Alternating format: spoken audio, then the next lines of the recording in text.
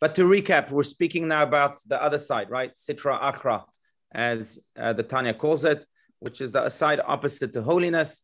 We spoke about how this side is complex because it has a side that is completely prohibited and completely, therefore, non-transformational. It cannot be transformed.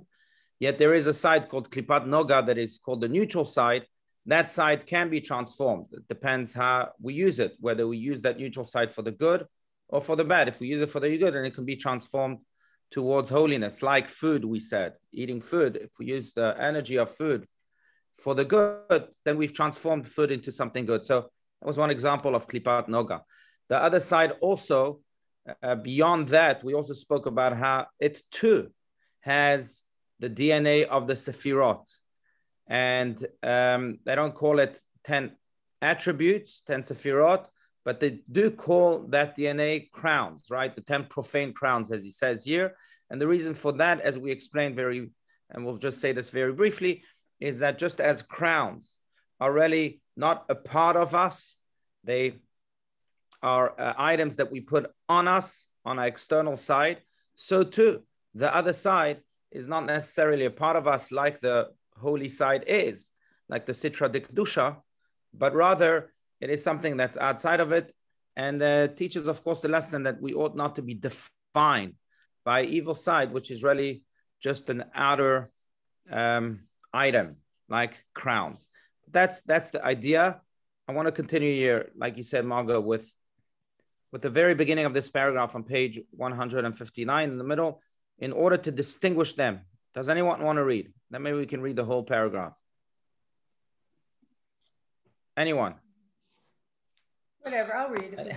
Okay, thank you, Margaret. Right. Thank you. In order to distinguish them from the holy attributes of the godly soul, we do not refer to the attributes of the animal soul as sifriot, but as crowns.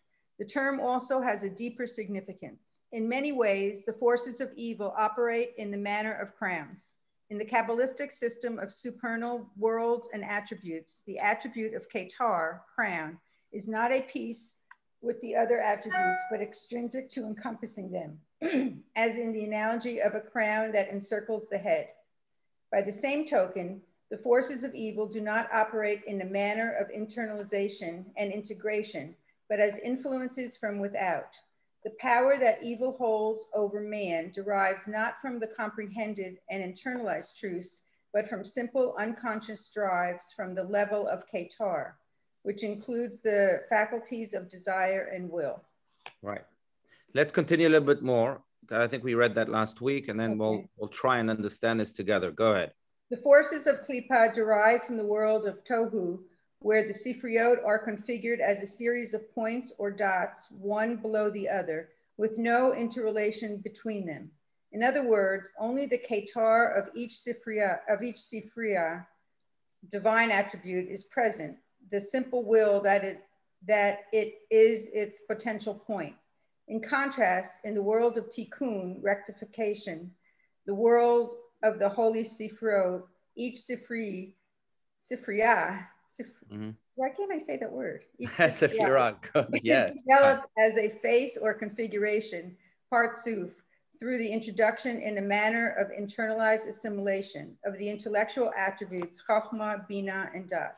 Right. So a lot was said in that paragraph, and a lot of Kabbalistic terms also ought to be explained. But I want to start off with this general idea that is the theme of this paragraph, this short little paragraph. And that is that one of the main differences between the holy side, Sitra Dikdusha, and the evil side, Sitra Achra, or the other side as we call it, is that the other side is complete chaos. There's no organization there. There's no important and trivial. There's no bottom and high. It's just chaos. The holy side, the Sitra Dikdusha, is an organized side. It's a side of clarity. It's a side where we know where everything stands. That's one of the main differences really between Sitra Dikdusha and Sitra Achra, or the holy side and the other side. When you deal with the world of holiness, then you have your priorities straight, as they say. Then you know exactly what is good and what is bad. You know, one of the biblical images that come to mind is that when God chose to deliver blessings and curses to the Jewish people, then he placed the 12 tribes of the Jewish people on 2 separate mountains. 6 were on the mountain of blessings, Har Grizim, the mountain of Grizim, and the other 6 were on the mountain of Eval, opposite this mountain of Grizim. There was the mountain of curses called Har Eval. And the commentaries point out, why is it really that God needed 2 mountains for the 12 tribes to stand, 6 on each side, when he could have delivered the blessings and curses without the mountains? He was speaking to them all the time throughout the 40-year journey, and then afterwards also. Why just not speak to them as usual? They're there together, give them the blessings and curses. Why do you have to create this whole drama of separating them and putting 6 on one, 6 on the other? And one of the answers is based on this idea that the Sitra de Kedusha, holiness, divinity, has a clear separation between good and evil. Good and evil are completely separated. And therefore, when God speaks of blessings or speaks of curses, he separates them, one on one mountain, and the curses on one mountain, and blessings on the other mountain. Because in the world of holiness, curses and blessings are completely separated. Now, in a way, just to translate that into practicality, into action, I think that this also comes to teach us that when a person is found in a consciousness of holiness, then for him, it is clear what God wants. For him, it is clear what he needs to do to act divinely. When confusion or doubt start to creep in, then it's almost as if the evil side is starting to affect the person. So it's not that doubt, and don't get me wrong, it's not that doubt and confusion are wrong, but the doubt and confusion can sometimes come from the other side. I think it's true in general when we lose the simple meaning of truth. I think it's happened to many words, and we've spoken about this. Rabbi Stern has a book about this called Simple Words, but it's happened to many notions and expressions in society. When we've lost the simple meaning, then we can certainly say that the other side has had some influence on the meaning of those words. For example, love has lost a lot of its meaning. Peace is another word. What is peace? Is it just cold peace or warm peace? What's peace?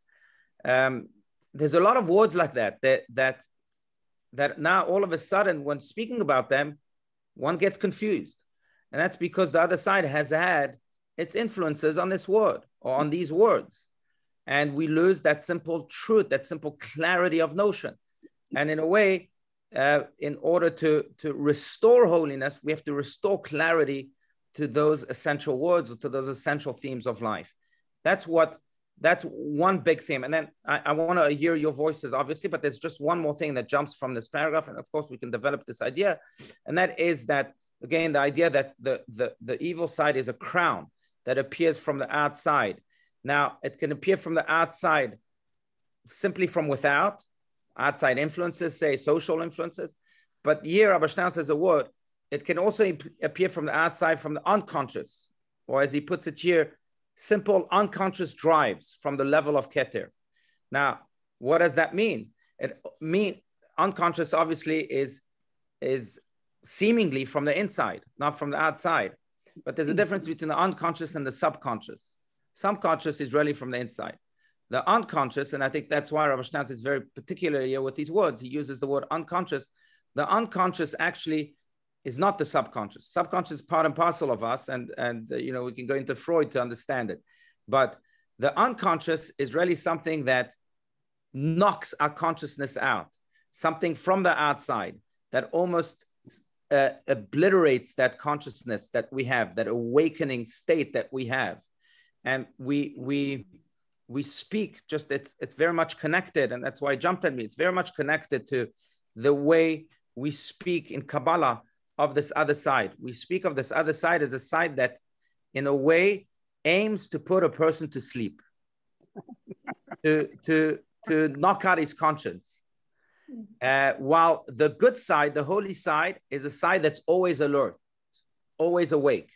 That's why the verse, for example, in the Song of Songs of King Solomon, that says, Ani yeshena v'libi er, which means I am asleep, but my heart is awake, is a verse that speaks of the struggle between the other side and the holy side. The other side wants to put the person to sleep, ani yeshana. But the holy side is always awake. Libi, deep inside, we're always awake. V'libi air. So the other side is a side that aims to create this unconsciousness. Okay, there's a big difference in subconscious to put out the conscience, while the holy side is a side that always has great conscience, is always very sensitive to, again, what is good and what is bad. And the ultimate person is a person that can always follow his awake side, his heart that is always awake, or the side that's always alert, because that's the holy side. So those are just the two big ideas that jump from this paragraph. But again, I want to open this up to anyone and everyone. Yes, Ronnie. First, you are in a new place. You have a whole new library.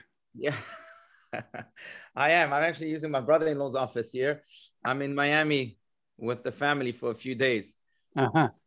Esther's family's here. Her parents, her siblings. So every summer they come. She'll be here for a few weeks. I just came I'll be back in the AZ on Wednesday. Yeah. Okay.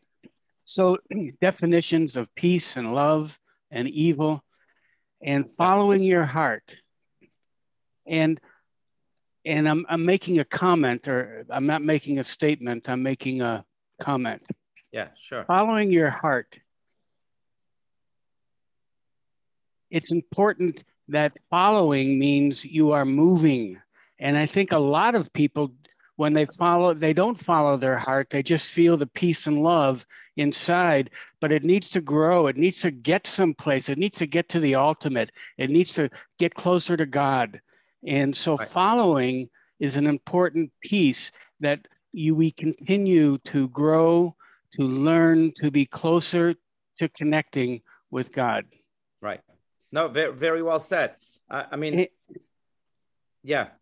And I think each person has a different definition. What is peace? Well, there is such a wide spectrum of what peace is. And for each person, based on their life, how do they get peace in their life? How do they get love in their life? How do they get joy in their life? And I think everybody wants to have joy and love and peace in their life, but what it means is different for each individual. But as you follow your heart, that definition gets closer and closer to the oneness of God. Right. So I think that's very well said. I just want to clarify that when we speak about the heart, or in that verse, Velibi air, that the heart is awake, we're not necessarily speaking about the heart the way, let's say, Hollywood speaks of the heart. Follow your heart, to follow your emotions, follow your feelings. We're speaking about follow the truth in your heart. And what we're speaking about this is that heart that's connected to God, right? It's more the soul than the heart. Now, the heart is an important part of it. And I think the heart is what gives us that passion and that love towards God. But certainly it's not just the feelings that a person feels from time to time. It's really the truth in the heart. Yeah. So I think that as I'm hearing you speak that there are two feelings in the heart. One is from the animal soul, right, and one is from the godly soul. Right. So it's the godly soul heart, but they're both good. We both need we need to make both of them feel good. Right. Right. Okay. Exactly. I'll share with you a very personal story, but so I'll just mention it because tonight and tomorrow is the 3rd of Av. The 3rd of Av is Rabbi Stern's birthday. So he would have turned 84. Wow. And, 2 weeks after his birthday, that's when he passed last year. But it's his birthday, and no doubt the birthday of a person also is a day in which the soul of the person shines more. We know that, by the way, from the Midrash, because the Midrash tells us that, and I'm deviating a little bit, but I want to get back to Rabbi Steinmetz and the story I want to share. But the Midrash tells us that when Haman, in the story of Purim, decreed that the Jewish people should be exterminated, he needed a date for the date of extermination. And so he had a lottery, right? and the lottery fell on the 13th of Adar.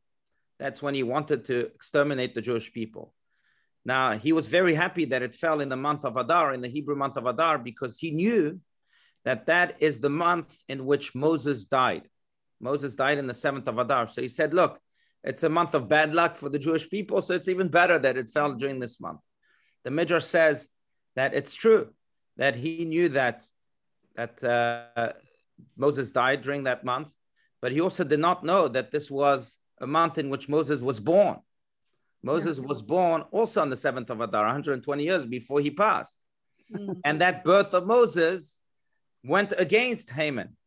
That actually flipped the muzzle around, the luck around, by giving the Jewish people enhanced fortune during this month. So the birthday of a tzaddik is certainly something that has many ripple effects of goodness and of good luck. And so it's Rabbi Shtainzal's birthday tonight and tomorrow.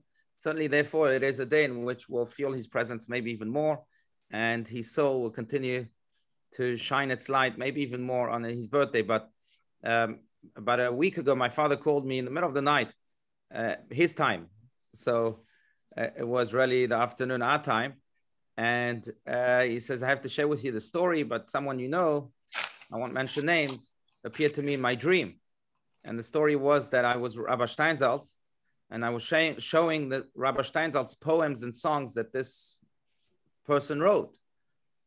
And Rabbi Steinsaltz was very moved. And then he said to me, it's my father speaking, Rabbi Steinsaltz said to me in the middle of the dream, after I showed him these songs of this person, that if this person learns to look at the truth in his heart, he can go very, very far in life. That was the dream, and he had to share it with me in the middle of the night. But first of all, it's a testimony that Rabbi Steinsaltz is still with us, no doubt, and takes care of us. But and all those who are connected to him and to his learning, like we're doing right now with this commentary. But it's that message that certainly is reflected in his words here. That when we look to the truth in our heart, instead of looking outward, then we're able to go very, very far. You know, there's many expressions in English I until today can't stand. I was thinking to write a book about all the expressions that should not exist in English. But one of them is when it's a simple expression, but we often say to people, let's go out. Let's go out to the movies. Let's go out to a restaurant. By the way, I think that's unique to English. In French, I know there's no expression of going out. Because, and Hebrew certainly not, and Italian, there's no expression like that. I don't know about other languages, but what bothers me is that it's as if only when we go out do we find pleasure and fun and joy. How about going in? Why don't we have an expression, let's go in? Yeah. But often going in is really what will bring us that ultimate joy. Not the what's outside is temporary, but it's the going in that Rabbi Steinsaltz pushes us to go to. And I think that's also the message here. The Sitra D'Kedusha is not a keter, it's not a crown. The holy side is found within, and that if we go within, we'll see that the heart is very much awake all the time. However much we numbed ourselves on the outside, it's very much awake. By the way, I think this is a great lesson in education too. Obviously, that sometimes we give up on people because we see them asleep. You see that often in teenagers. That's like completely asleep. But inside, there's a heart burning. There's a heart that's so alive. And that's really what we should focus on. Yeah, a quick comment on that. Yeah. And beautiful. And coming in and knowing ourselves, such an important thing. But once we do, then we can come out. Then we can come out and share that. Right. No, for sure. Absolutely. That's right. It's not meant to be kept inside. Good point. Yeah. All right. Does anyone else want to add anything, connected or not? Yes, Rabbi Eisen, please. I don't know whether it's implicit or explicit, but there seems to be an intense degree of humanism here. Mm. saying that we are inherently holy and the evil or bad stuff comes from outside. I mean, you may wake up on a bad day and say, well, excuse me for, I'll hate you because I'm quoting Jesse Jackson, but it says, you know, I am somebody because God don't make no junk, right? and as long as I remember that, then I have a great defense and offense against the forces outside. And it also reminds me of a drash I once heard. And I sourced it I became maniac about it. I had to find where it came from. And I think it's based in the Chafetz Chaim. Where Moses is standing by the bush and God tells him to take his shoes off because this is holy ground. So the question is the ground holy? And that's why he has to take the shoes off. Or he's holy, and because he's standing there, he's making the ground holy. So take the shoes off so you can get in touch with the earth and make that place as holy as you are. But you know, it's looking inside instead of outside, right? On that holiness, and the more we reach in, then we can go out. Right. That's very well said. Very beautiful. Never heard of that commentary on Moses. Absolutely. If only we knew how much holiness we had, and how effective it can be towards the grounds of the world, even the lowly grounds of the world. Right. And importantly, that holiness, you said the word, and we have that holiness. What is the we? Is it us as an individual, or is it us as a tribe, a community, together as a family? And to me, it's learning how to connect on the inside so we can connect on the outside with the people around us. Right. I think it's both. Every one of us individually is holy, and certainly as we come together, that holiness is also amplified. What's more important to God? That we as a group come together, or we as an individual? Right. Well, yeah, both. Both. I'd like to make a comment, if I may. Next Sunday is Tisha B'Av. Yeah. And the Talmud describes the reason why the temple fell was because of a baseless hatred, sinat chinam. Right. This week, I heard something that disturbed me greatly. The Sephardic chief rabbi was in Tunisia, and he was asked there by a Jewish community, should they go to Israel? Should they leave to immigrate to Israel? And he told them, if you're going to go to Herzliya, don't go. But if you're going to go to Bnei Brak, then go.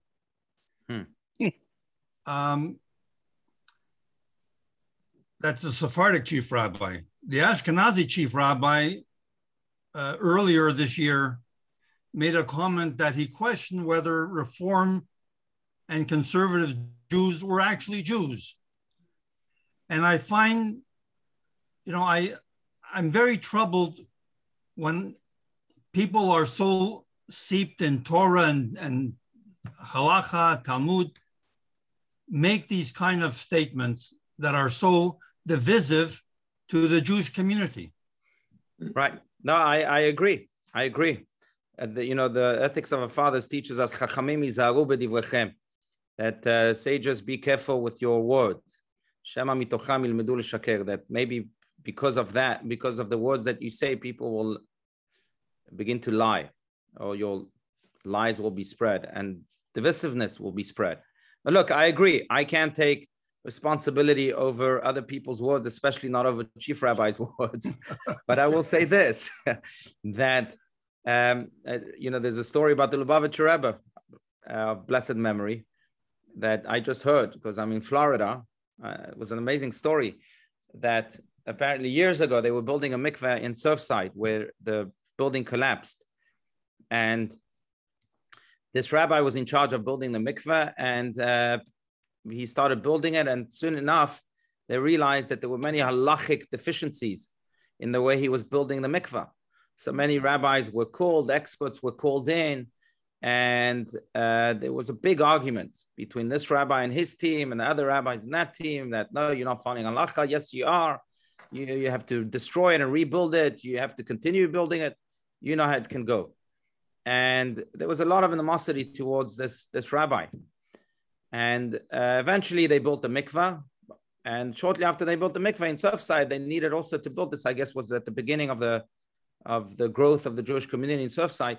They needed to also build a kashrut certification, supervision system, right, for the kosher restaurants, etc.